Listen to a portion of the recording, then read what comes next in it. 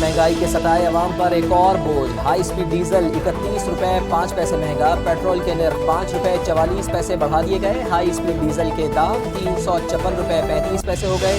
Petrol 316 روپے 15 پیسے فی لیٹر میں ملے گا۔ 20 جولائی تک نئی قیمتوں کا اطلاق، حکومتی اعلان کے بعد ٹرانسپورٹرز کی منمانیاں، all Pakistan Mazda and goods transport association نے کرایوں میں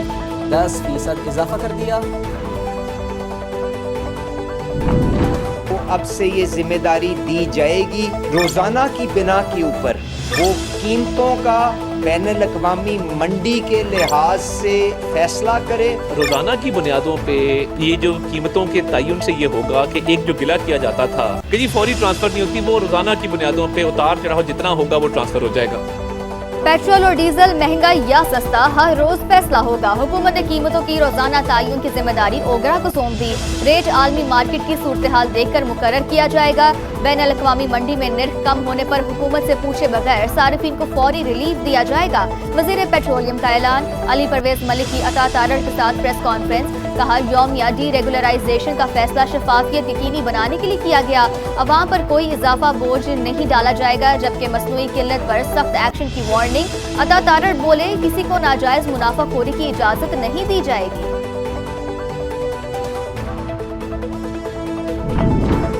امریکی حملوں پر ایران کا بھی جوابی وار، بحر ہند میں امریکی جہاز پر کروز میزائل حملہ، کویت میں امریکی تنصیبات، کیمپ اور شہری انفراسٹرکچر نشانہ، بجلی اور پانی کو قابل استعمال بنانے والے اسٹیشن بھی ہدف، بحرین میں امریکی ڈرون کشتیوں کا گودام اور AI مرکز تباہ کرنے کا دعویٰ، بشہر میں MQ-9 ڈرون مار گرایا۔ ترجمان پاسداران انقلاب کے مطابق آبنہ ہرمز میں 2 آئل ٹینکرز میں دھماکے کے بعد آگ بھڑک اٹھی، ٹینکر بارودی سرنگوں والے راستے سے گزر رہے تھے، آبنہ ہرمز انتہائی خطرناک اور مکمل طور پر بند ہو چکی، امریکی حملے رکنے تک خطے سے تیل اور گیس سمیت کوئی چیز باہر نہیں جائے گی۔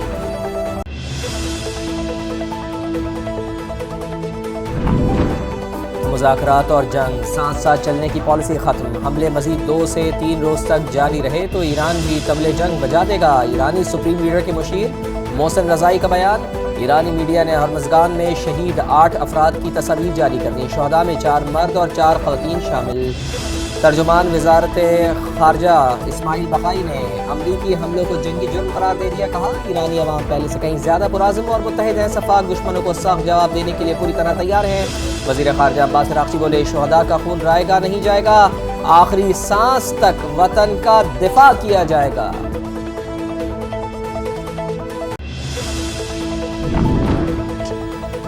Crisis in the region has really created huge disruption, not only in the region but all over the world. عام کے لیے پاکستان کا کردار انتہائی شاندار، مشرق وسطی میں بحران سے پوری دنیا متاثر ہوئی، ہم نے ایران اور امریکہ کے درمیان ثالثی کرائی، چین نے بھی کوششوں میں بھرپور ساتھ دیا، مصالحتی عمل میں فیلڈ مارشل سید عاصم منیر کی کوششیں ہمیشہ یاد رکھی جائیں گی۔ وزیر اعظم کا پاک چین فارماسیوٹیکل B2B کانفرنس سے خطاب، شہباز شریف سے اسکالرز کی بھی ملاقات۔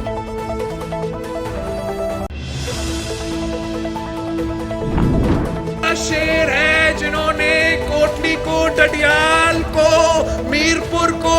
اور راولہ کوٹ کو کشمیر کا نقشہ سکھا چکے ہیں، اور یہ کیسے ممکن ہے کہ 30 دن گزرنے کے بعد وہ وزیر صاحب وہیں کے وہیں وزیر اعظم شہباز شریف صاحب کو باضابطہ خود کلیریفائی کرنا چاہیے کہ کیا یہ وفاقی حکومت کا پالیسی ہے جو آپ کا وزیر دفاع کہہ رہا ہے یا نہیں۔ اگر آپ کا پالیسی ہے تو رکھیں اس کو، اگر آپ کا پالیسی نہیں ہے تو لات مار کے باہر نکالو۔ بلاول بھٹو کا خواجہ آصف کو وزارت سے ہٹانے کا مطالبہ، یہ کون سا شعر ہے جو کئی علاقوں کو کشمیر کا حصہ ماننے سے ہی انکاری ہے؟ وزیر اعظم وضاحت کریں، وزیر دفاع کا بیان حکومت کی پالیسی ہے تو ٹھیک، ورنہ شہباز شریف ایسے وزیر کو لات مار کر کابینہ سے نکالیں۔ پی چیئرمین کا ڈڈیال سے میں خطاب، کہا ریاست پاکستان آبنہ ہرمز کھلوا سکتی ہے تو میرا کشمیر بند پڑا ہے اسے بھی کھلوائے۔ سیاسی بحران سے غیر سیاسی قوتیں فائدہ اٹھاتی ہیں، موجودہ صورتحال کشمیری عوام کے لیے نقصان دہ ہے، مذاکرات سے ہی مسئلے کا حل نکالا جا سکتا ہے۔